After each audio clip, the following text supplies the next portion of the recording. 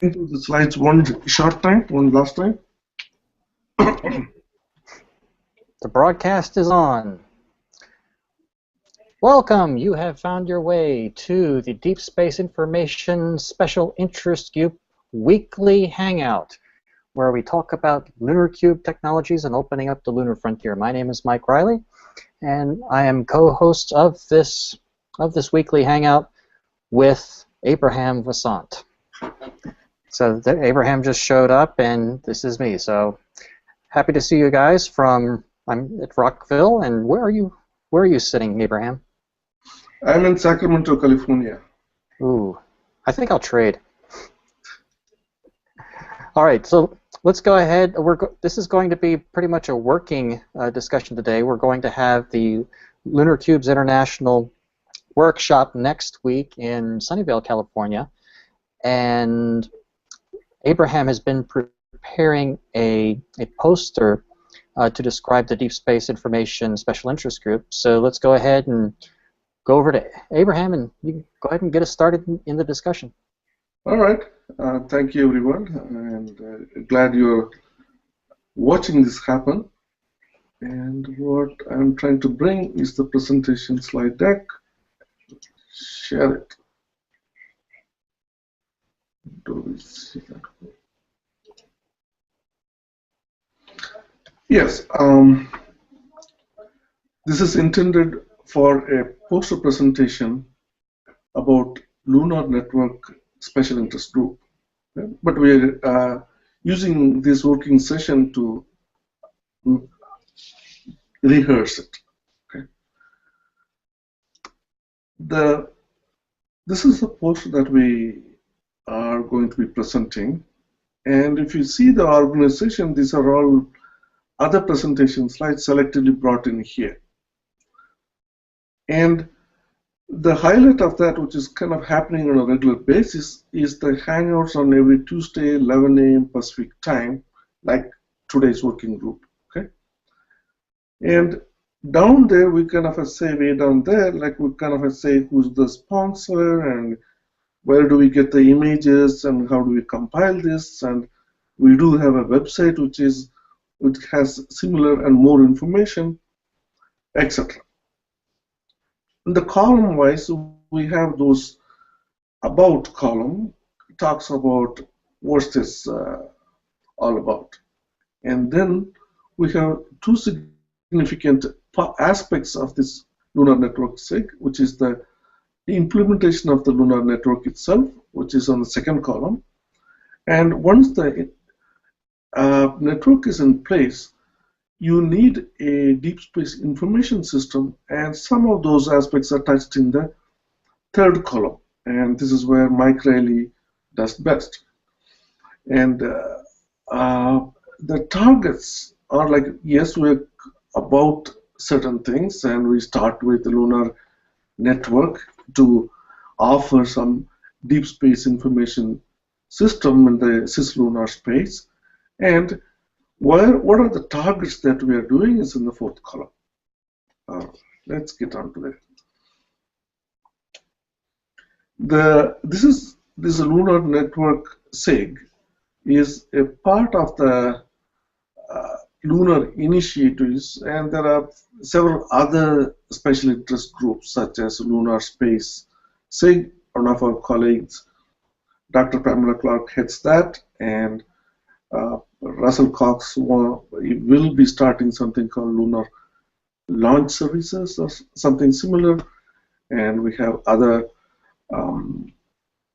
SIGs also on the way. Here we talk a few aspects of the current state of the art in the satellite industry and kind of give a glimpse of where we're headed to. Okay? And some of the terminologies that we coined or kind of redefine among the working group is kind of listed here, selective, but there will be a little bit more, but not a whole lot, and we extensively depend on the Wikipedia's interpretation or the meaning or the usage. Okay, and the roadmap, I didn't get to do that, but I will have that done soon. Okay. So finally, out of this lunar network, we are going to have a lunar cloud services, say around 2030s. And the intent is to provide services for data, power, navigation aid, and supercomputing in this lunar space. And what we anticipate, and it will be good for, there will be colonies of satellites and robots and rovers and astrobots and any spontaneous networking and so on.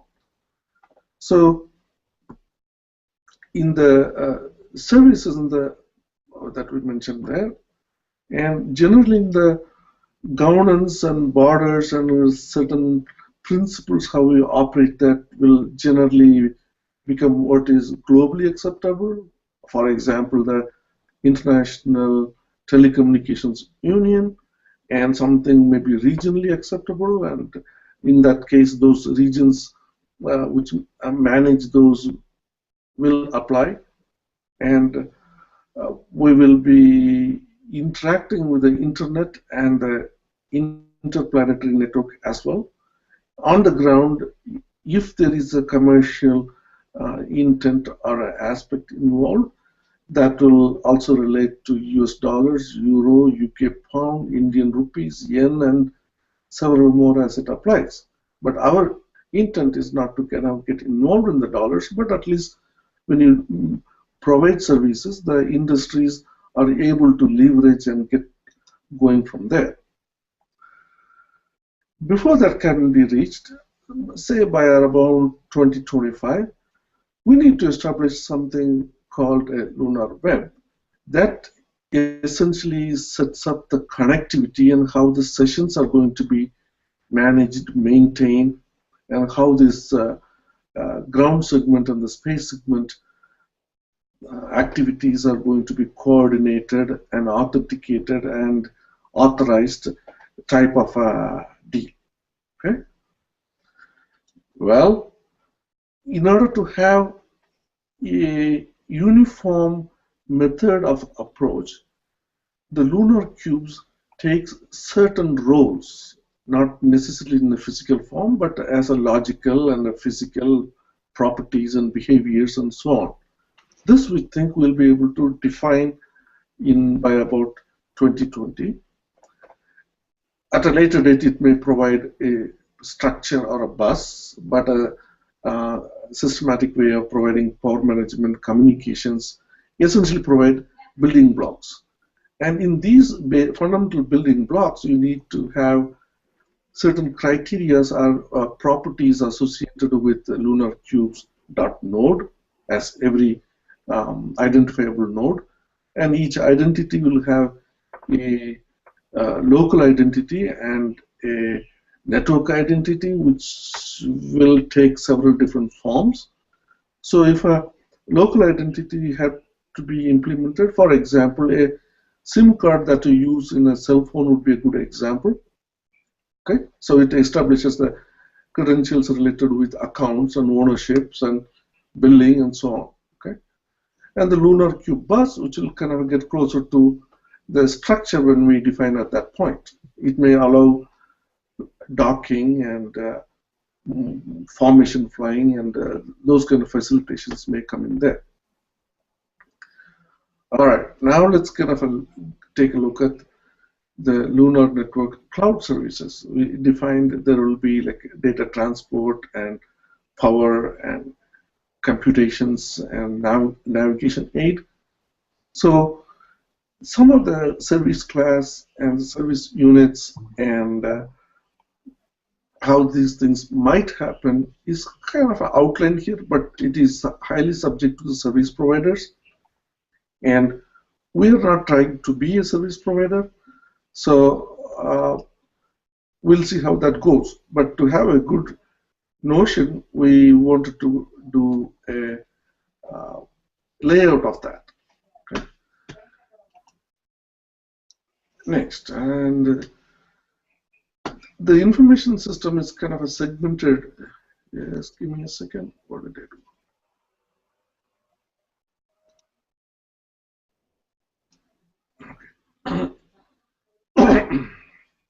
Back. The deep space information system is segmented in a ground segment, communications, and a space segment. And we use several technology practices that apply in each of these divisions. And this poster session is not adequate to go into the details, but generally you get the picture. Now, with all these kind of a setup done, the deep space information system is going to make these kind of things reality possible, like having several of these nodes by the dozens or by the hundreds, combinations of stationary nodes, roving nodes, and orbiting nodes are able to pull out their resources and execute something useful that the services are provisioned for. And that's where Mr. Mike Riley has extensive background, and that's where he's kind of leading this part of the initiatives. Yes. So when the deployment is done, it kind of generally also touches on infrastructure service dependencies, logical tiers, kind of quality of services, which all will be kind of governed by how we steer the provisioning priorities and scheduling, dealing with fleet management, spares inventory, different types of lease models and billing models, and so on.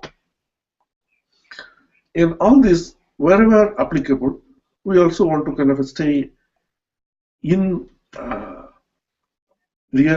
touch base with the standard-based methods, practices, and advocacies done by recognized bodies like AIAA, NASA, CCSDS, even perhaps derivatives that come out of auto industry, robot industry, biomedical industry, and so on.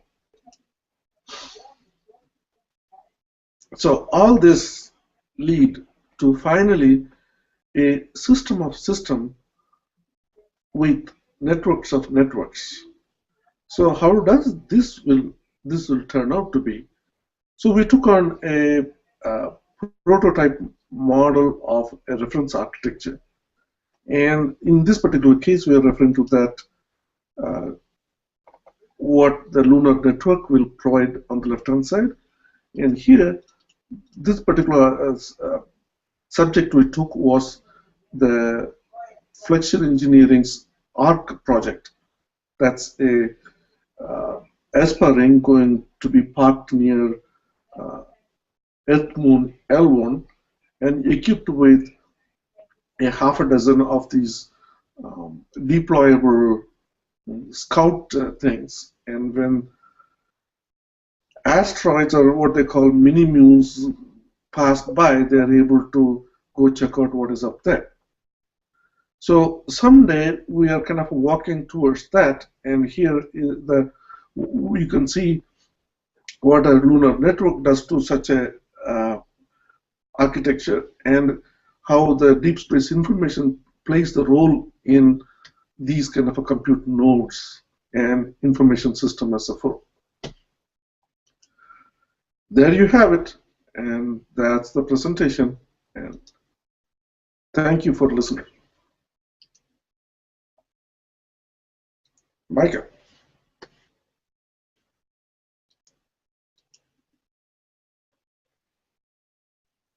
You're muted. Oh, I'm still on mute. Nope, not anymore. Can you hear me now? Yeah. Okay, good. All right, well, that certainly goes over the vision that we have. It looks like you put a lot of work in some of these graphics. One question I have is that is that how does the vision for the lunar network, how does that compare with what we currently have around the Earth? And are we talking about doing something new, or is it, or just how new is it? Is it an evolution? Is it something completely different? And how does it compare with the sorts of things that we're doing in Earth orbit now? Okay, so remember this picture that we had composed together? Yes. And we kind of defined the ground segment, communication, and space segment. Right. So if we kind of come back to this part, okay? Yes. The ground network is one of the earliest ones which we'll want to get started, where we are headed. Okay? Sure. And well, one of the reasons I ask, I'm asking partially to be a devil's advocate and yes. thinking about new people, people who are going to be walking past and who are new to what we're trying to do. Exactly, and thank you for that question. And these are the kind of things, as we are kind of piloting, we kind of make it known to others, and so when people are going to join us, if they have the time, if they already visited some of these recordings, it will give them adequate background when we are leading the pack. Right. And like I see ourselves in this kind of a area here. Okay. And we're going to have several other specialists and authors of the various aspects which are related to communications and terrestrial networking and security and all that. We hope we'll find several volunteers to do authors here. Right. And other contributors who may say comment it, or like when any type of a determination is kind of a voting, etc., they may be here. Right. And of course, we don't know what is the floating general public population, but they will be kind of walking in and out. Right. So what we're kind of doing right now is kind of going through this, and your questions are very valid, that we are headed in certain directions with certain timetable in mind and with certain structure in place. Right. And did I answer your question, or like we want to go a little bit more into the ground segment, which will be one of the first things we'll be talking about? Let's see. The ground segment is going to be made of a lot of assets that already exist, a lot of technical capabilities that already exist, and perhaps some changes in terms of that will be evolutionary. We'll be taking things that we're already pretty good at and then adapting them, or going to say less expensive technologies because we're dealing with LunarCube platforms. And the requirements will be a little bit different than say when we're dealing with the very large billion-dollar or multiple $100 million missions. So I think that with some care you can come up with essentially, as you were saying before, a roadmap that will take you from the sorts of things that we're doing now to things that would be suitable for a lunar network. So that gets really to my main question, is that what are some of the key differences between the way information is currently handled and the way we currently work with spacecraft? What's going to be changing when we go to the moon, and what's going to be changing with regard to the fact that we're going to be working with a very heterogeneous set of deployed assets out at the moon. Because we're talking about really having a wide variety of capabilities in spacecraft. We're talking about more conventional spacecraft in lunar orbit, which are working past their primary mission and becoming part of the communications and operations network of the different spacecraft. And then we're tying into that the LunarCube enabled spacecraft and technologies as well. And that's something I don't know that we haven't really done much with that in low Earth orbit. You don't really have the connection between those two classes of vehicles. So I'm just thinking, how, that's something that I think want to address and want to get people excited about, and it's something I think that's also quite new. It's a real qualitative difference between the way that we currently work with spacecraft at the moment. Yeah, thank you. So just to kind of a sanity check, in the ground segment, we will have things like mission control, okay? Distributed operation center, some form of asset management, and multi-ground stations and time zones and dollars. These are all our kind of long-term objectives.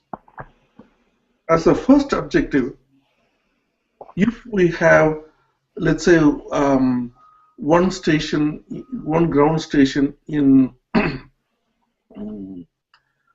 my backyard and one ground station in your backyard, and when the like a CubeSat sent from San Francisco, or like a what is that place, Michigan projects, if we are able to attach ourselves and scan the horizon, like all these informations are available in several different formats, and the softwares are quite mature that they're able to track telescopes. Okay, so I have not located one for antennas, but they're very similar. So if I don't find an antenna, I will convert my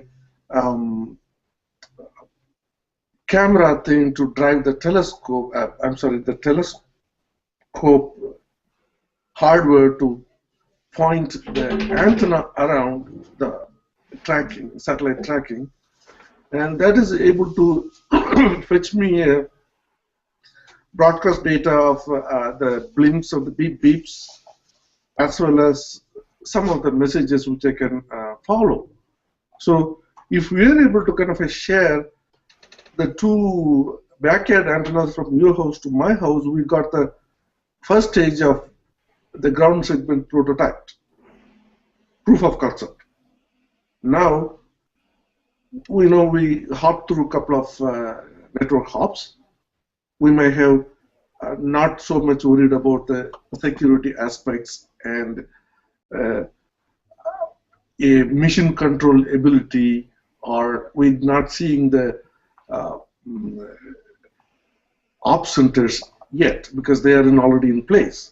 But when the satellite is kind of going over my house or your house, we're able to receive its hello from there.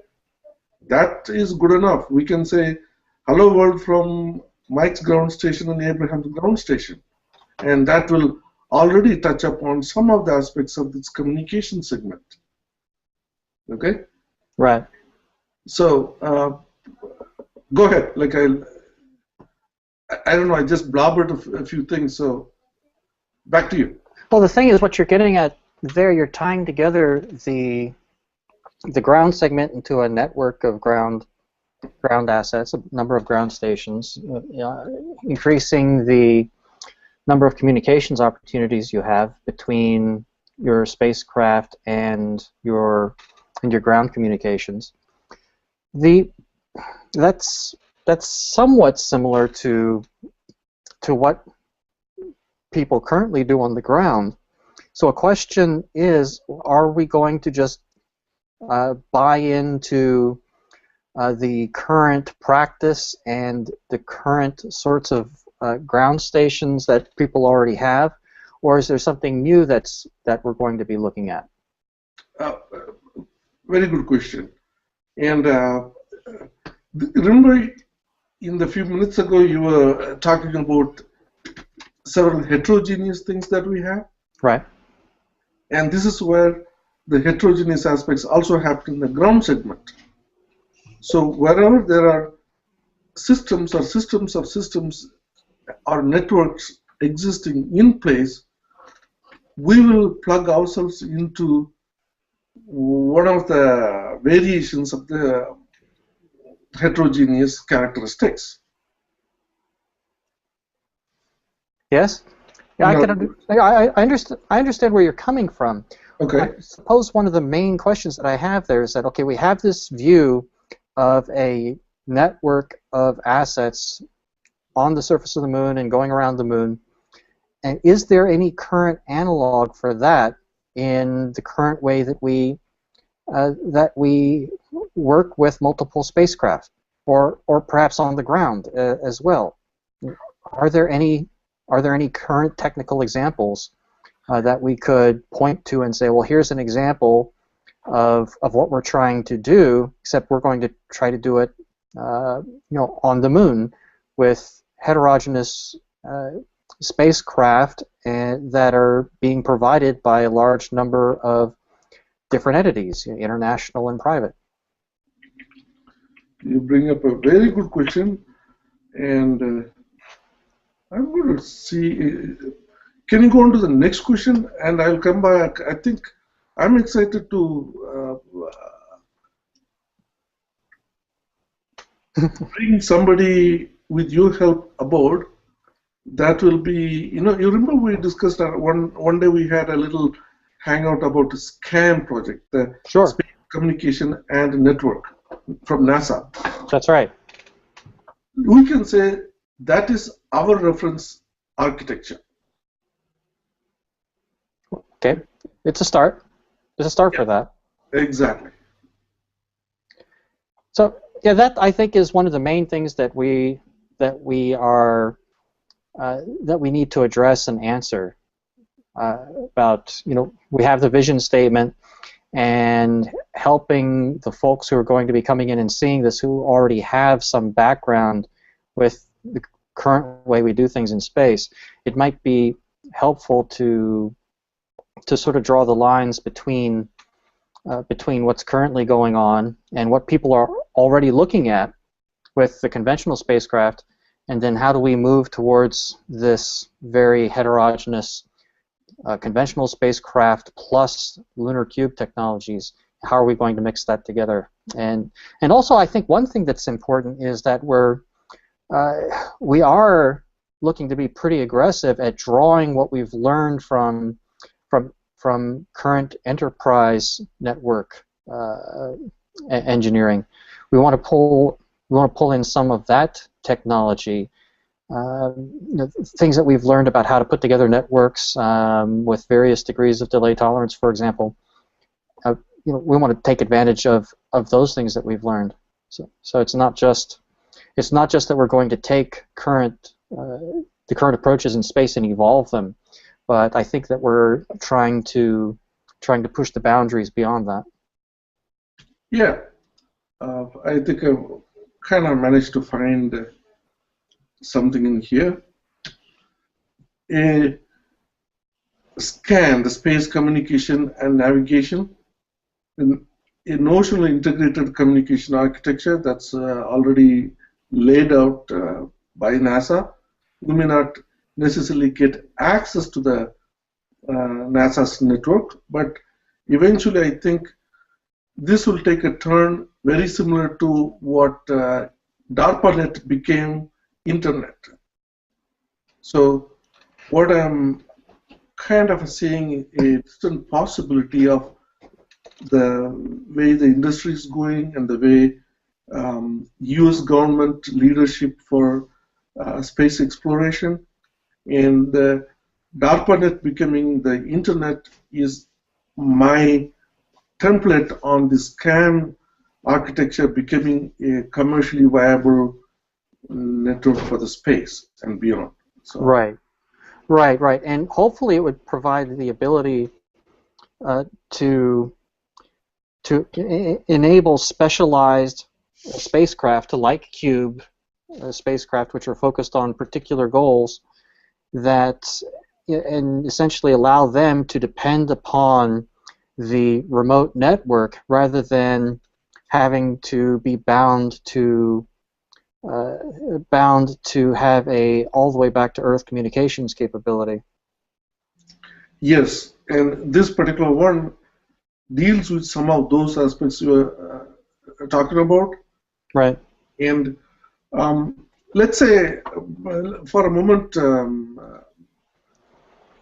Dr. Riley stopped being a scientist and put on a businessman hat, and now all the things you can do with these types of networking and this kind of regulations with communication capability and so many ground stations already as a NASA asset, and they may not sell these assets, but they may share for private-public partnerships. Okay, so to enhance. So if there is a MoonX going to Moon, in my view, MoonX doesn't have to rebuild the communication infrastructure in order to exploit their expertise at Moon. Right. And I think if you take the DARPANET becoming internet and somebody providing and making money over the internet, government particularly facilitated that, and they don't mind commercial enterprises and banking people hanging on to it and making money of it. And I see similar. You got it, you know. Yes. Let's see. This is an interesting slide. Slide deck. Do I have this particular one? I think so. Okay, and it's. Well, I'll check and see if I do or not. Okay, it's like a 140817. I can write down. All right. Drop and one thing that we probably want to do once we get our web presence secured, we probably want to put all of these slide decks online. Thank you for that. And my suggestion is, can you give me some time looking at these, like what I'm doing right now? Sure. And at least proofreading or take a look at this and kind of a comment on some of the things I'm doing. And since we share some of those admin credentials, if you find small things to fix, go ahead and fix it yourself, you know. Okay. All right. And these are some of the things I tried, okay, uploading files from NASA and others. I assume anything in the internet, and if Google search can make it public, we can also use it, right? Well, I don't know the specifics on that one, but we can certainly put up a link and a description. Okay, so if you think because the links keep moving around or disappearing. Is that right? Yeah, they do that within 1 year. They will usually, because their local site also, they're kind of constantly improvising or reorganizing. You know, so as a result of that, we people who depend on the links don't necessarily make it. Right. Well, I know a lot of U.S. government work is actually released into the public domain, so you can just grab those and use them. Attribution is good, though. Okay. So sure, I'll take a look at what you have and review that. Yeah, that'll be nice. So shall I go into the demonstration now? Yes, please. Go ahead. Okay. So I'm off and. All right. So what I'm going to look at now is some software that was developed at NASA Goddard Space Flight Center by students working under the direction of Pamela Clark. And I'd hoped Pamela would be able to be here today. But I was experimenting with putting it together as a Java applet. These students, this I think was probably the largest project that the students had ever done. And there were about 4 of them, and they were learning Java as they went along. But let's go ahead and bring it up. Okay, your screen is on and being broadcast. Oh, I'm sorry, I clicked on the wrong one. There we go.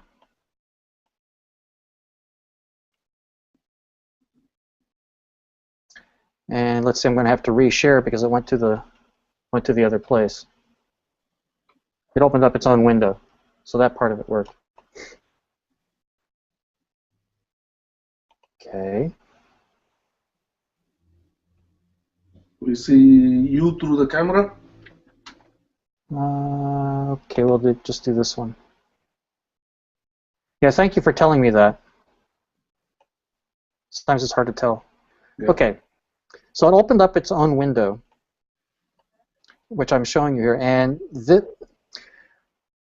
the software that they put together, we're calling it Space Frontier Lite, and it's a mission design tool, essentially. The idea is that you can sketch out a set of mission goals and go through a database of technical solutions to the problems that are raised by those particular goals.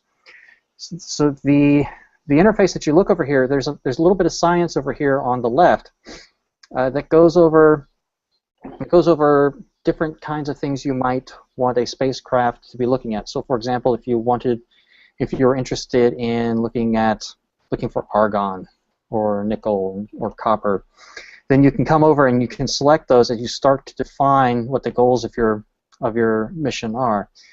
And then you can come over and take a look at the different wavelengths of the sensors that you would like to bring to bear on your particular detection problem. So you can come over and you can click on a few of these. For example, if I wanted, say, I can choose a short wave infrared and a gamma ray spectrometer sort of thing, and I can also look for different compounds. And I'm certain that Pamela, who's our specialist in planetary astronomy, could talk about the implications of these different ones. So we can click on methane, for example. And so now we've put together. Now we can also study the different particles that the spacecraft is moving through when it's in space and the magnetic fields. As you can see, there's a few typos. Yeah. The students were working on this for about 6 weeks in the summer. So they actually accomplished quite a bit during that time.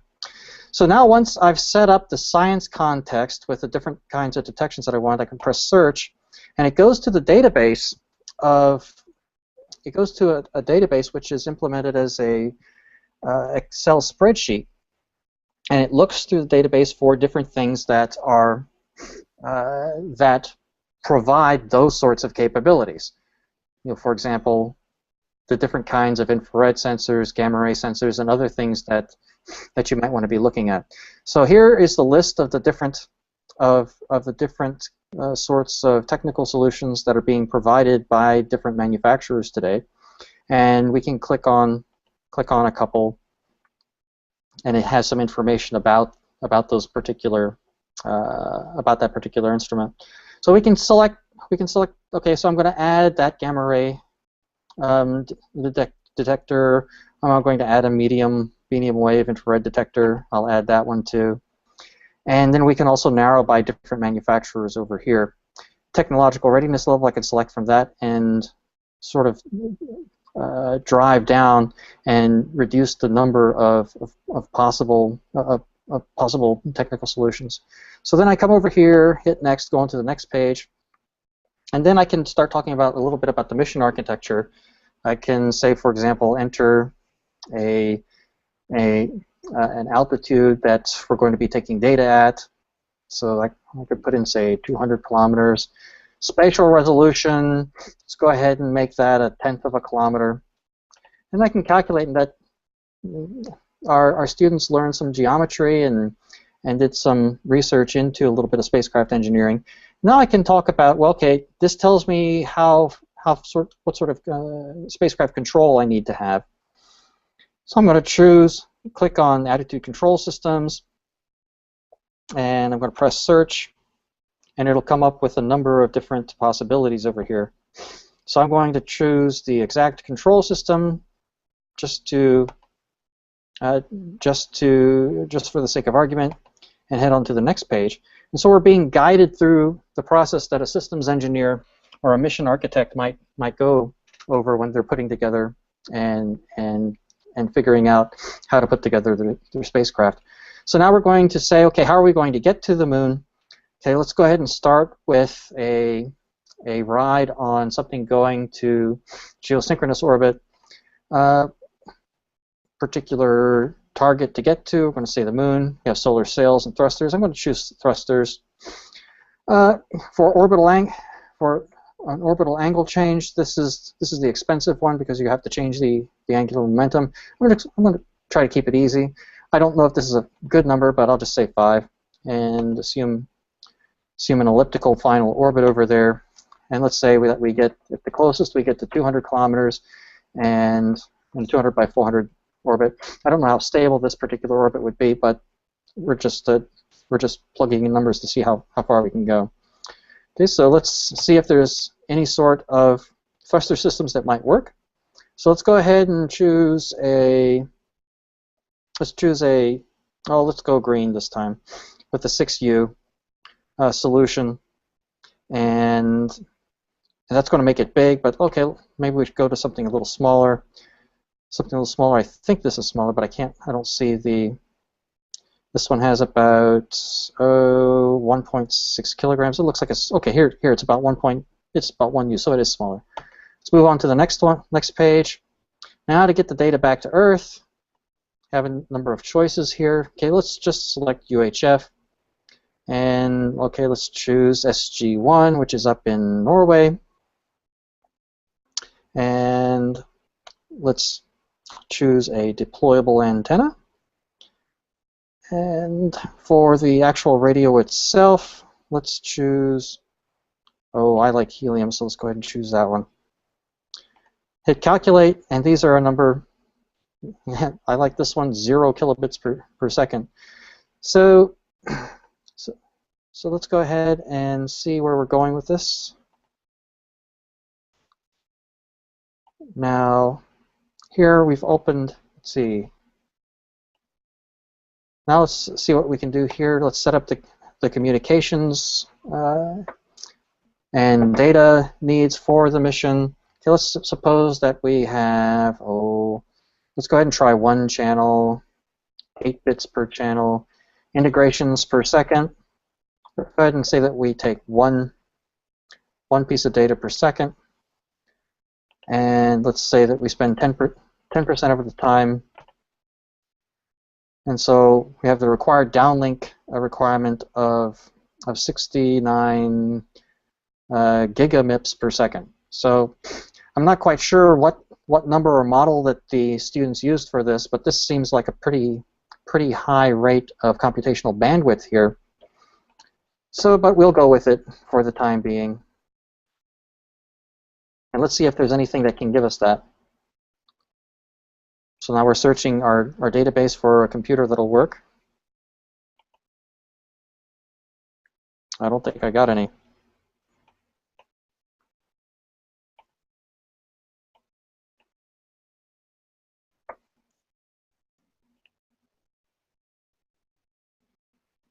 Let's see, when I tried this one before, it did okay.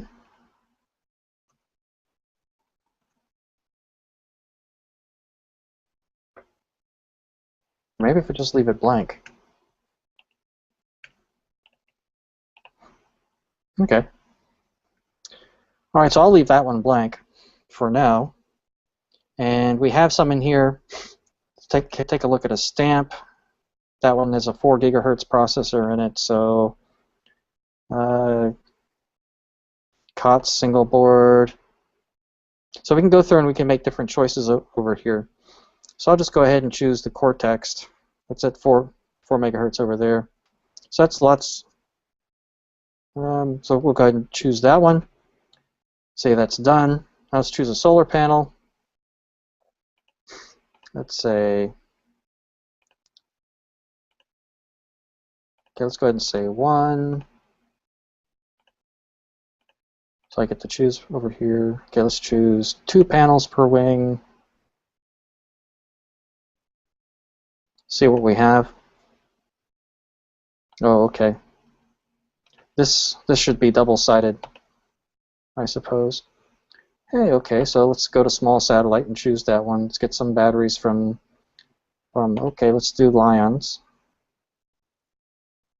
And okay, so let's go ahead and just try that one, just to exercise it. And let's choose a big bus. We can choose CubeSat structures. And the deployer, let's go ahead and choose a Peapod. Now let's see where we are. And we have, now 20 grams over here seems pretty light. So I'm not quite sure that this is what, I know gamma ray detectors are not going to be 20 grams. So I'm not sure about the mass calculation. The volume is about 10 U, and we plugged in about a 6 U bus. So that's telling me that we're not closing on a solution for this particular set. So we're going to have to go back and redesign and reconfigure the architecture. 10 watts is not bad. So that part works pretty well. And so that's, I believe that is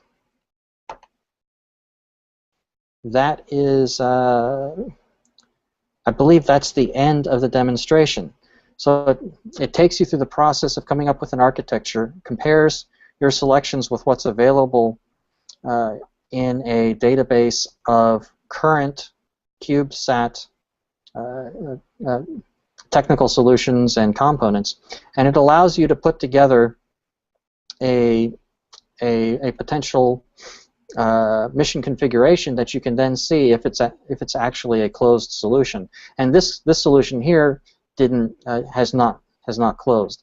And I also have a question over here about the mass, but I'm sure that with a little bit of care we'll be able to fix that. So that's a demo of what they were able to do.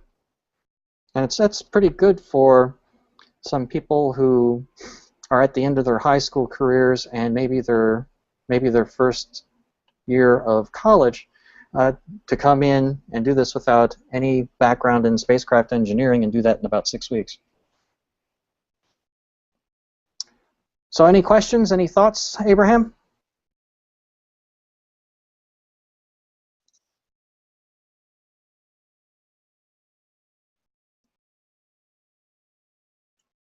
I don't hear you, so perhaps you are on mute.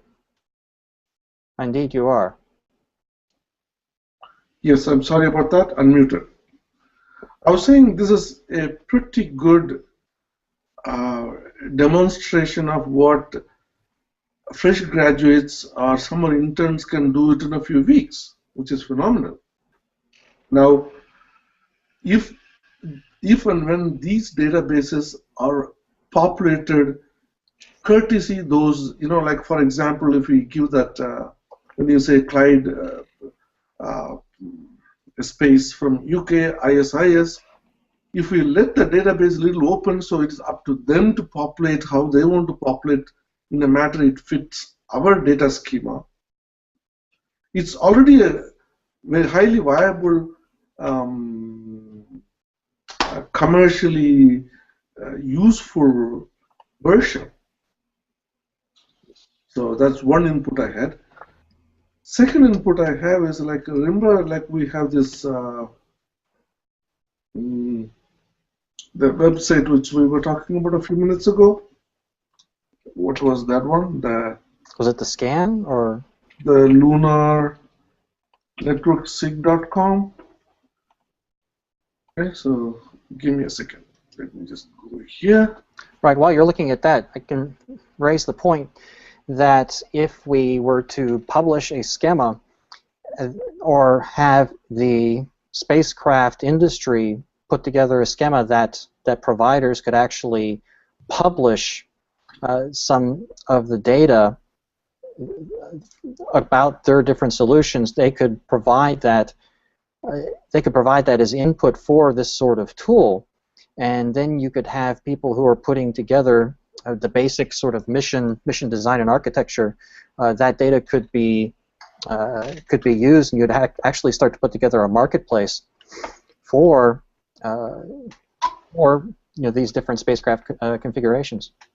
Excellent. So this is the kind of things that we hope, in this Lunar Network SIG web presence we have. Yes. Placeholder for, like, Mike, you have adequate information to fill this page. Like what you showed me today is excellent example here. Yeah, I did put some information there, but apparently it didn't get moved over when we made the transition. Okay, so we are getting close to the end of the top of the hour. Yep. So, but what you said, I do want to kind of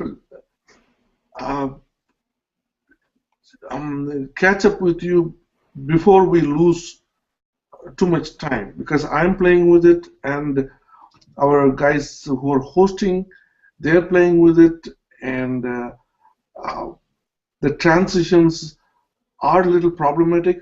So right. If you can show me, it'll help me understand what went wrong or what should be prepared for the next time around such move happens. Oh, I had just put up a easily replaceable paragraph, right where you put where you have Mike, you have adequate information. So it's something that I can reproduce and add to the new one. Okay. Okay. All right. Because if there's anything large, we still have the other one active. Like I'm going to Lunar. Just give me a second. Sure. Cubes.wordpress.com. So this is the other place which was free. But in here, if you put anything, oh, there is your information there.